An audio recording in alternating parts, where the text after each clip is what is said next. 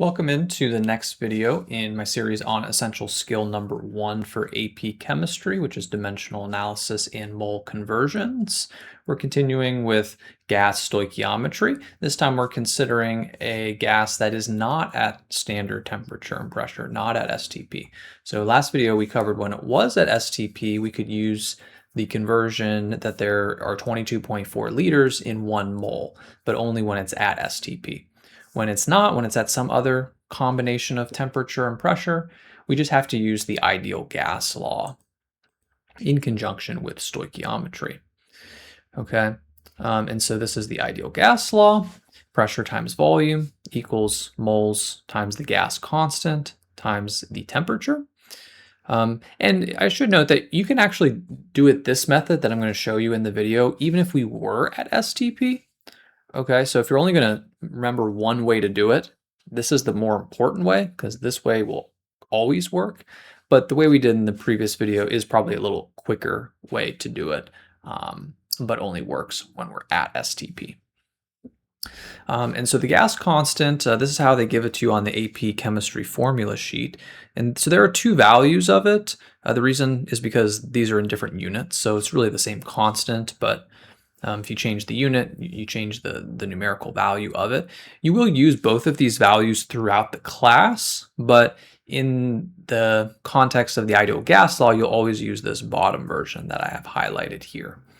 Okay, and so let's look at an example of how to apply this. So if we consider this reaction, and it says how many liters of our gas, nitrogen gas, and then it gives us the conditions of pressure and temperature, which are not STP, and how many liters of that are needed to react fully with 10 grams of magnesium.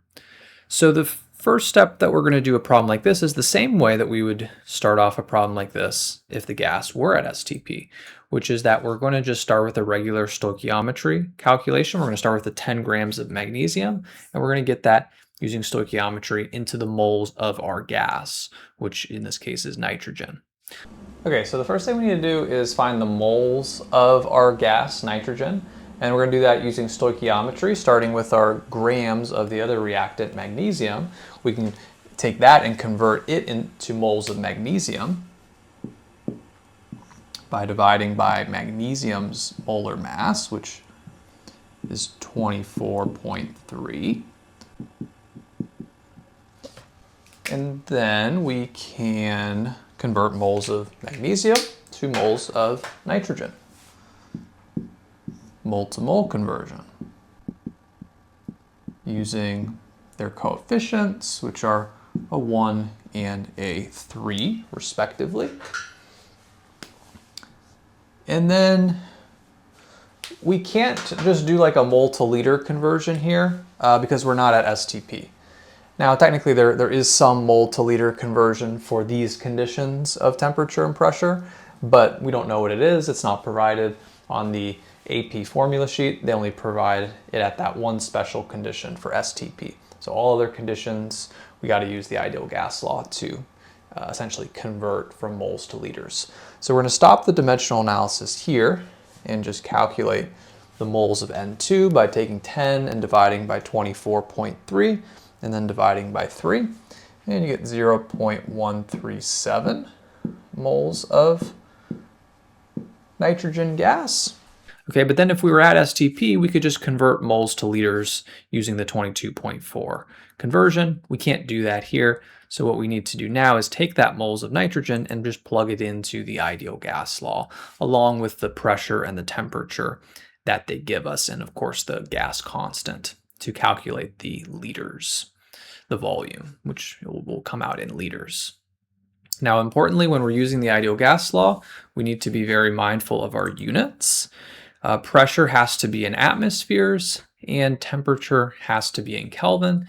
And if you just look at the units of R here and just basically make sure all your other variables are in sort of the corresponding units. So temperature is in K Kelvin, pressure is in atmospheres, volume, we're not plugging volume in, but it's going to come out in liters. If it was a problem where we did have to plug volume in, it would have to be in liters. obviously moles is going to be in moles. These are some conversions here. Hopefully you know the Kelvin to Celsius conversion, but it's on the AP formula sheet. And then this is a pressure conversion, okay, because it gives us the pressure in torr. So we'll have to convert that to atmospheres first before using the ideal gas law. And then we can go ahead and find the liters using the ideal gas law. Now we got to make sure everything's in the correct unit. Pressure needs to be in atmospheres. Right now it's in torr, so we're going to take the 700 torr and then put torr on bottom, atmospheres on top, and then the conversion between these is provided on the AP formula sheet. There is 1 atmosphere in 760 torr. So we divide by 760, and you get 0.921. And then the temperature needs to be in Kelvin.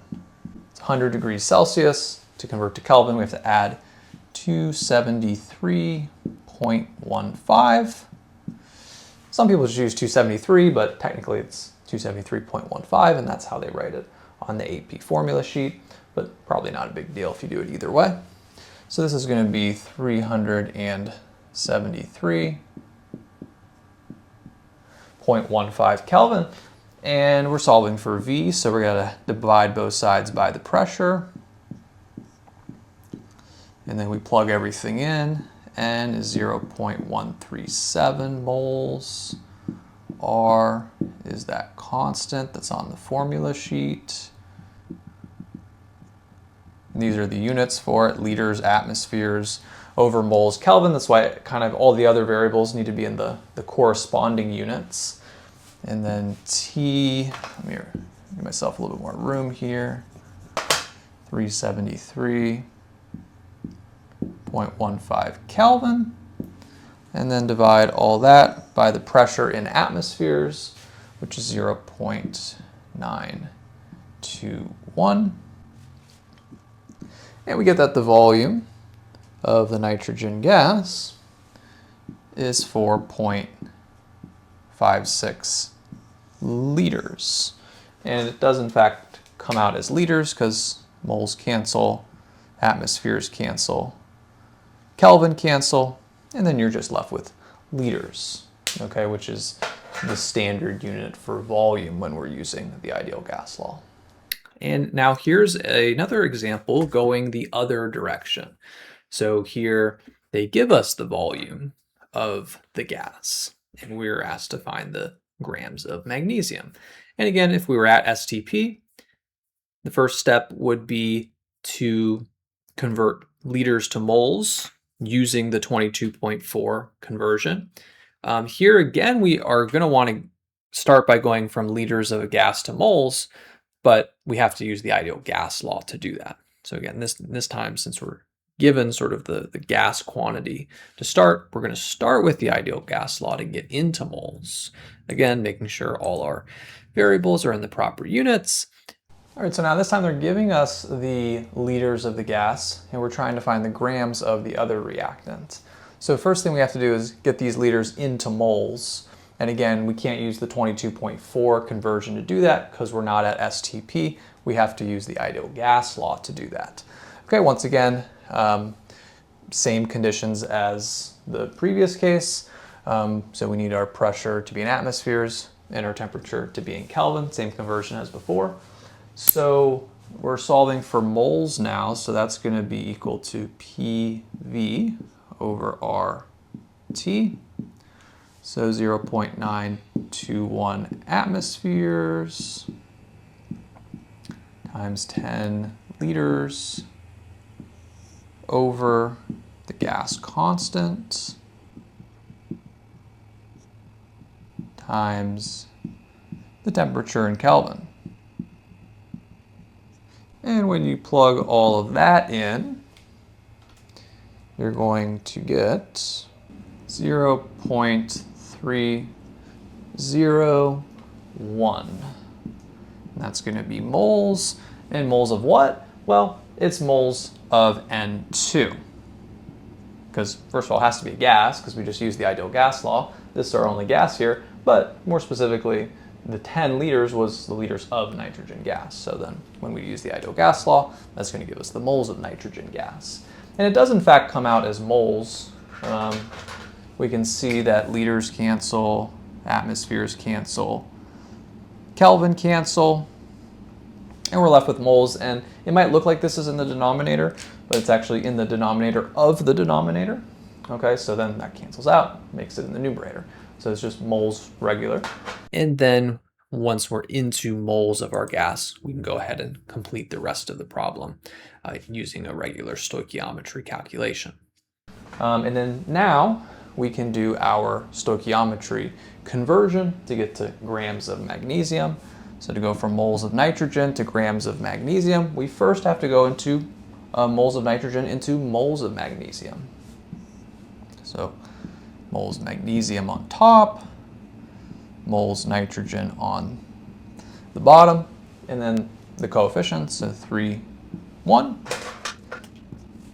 And then we can convert moles to grams using the molar mass of magnesium, which goes on top now because we need to cancel moles. So moles goes on bottom, grams goes on top. Molar mass always goes with the grams. And we're going to get about 21.9 grams of magnesium. So hopefully that makes sense. Again, this is actually the more important method to know, because even if you didn't have the AP formula sheet or didn't remember the 22.4, or didn't know how to use it, for example, you can always use this method even if we are at STP. You can just plug in the values. But the other method, while it is sort of a little bit of a useful shortcut, it only works when you're at STP.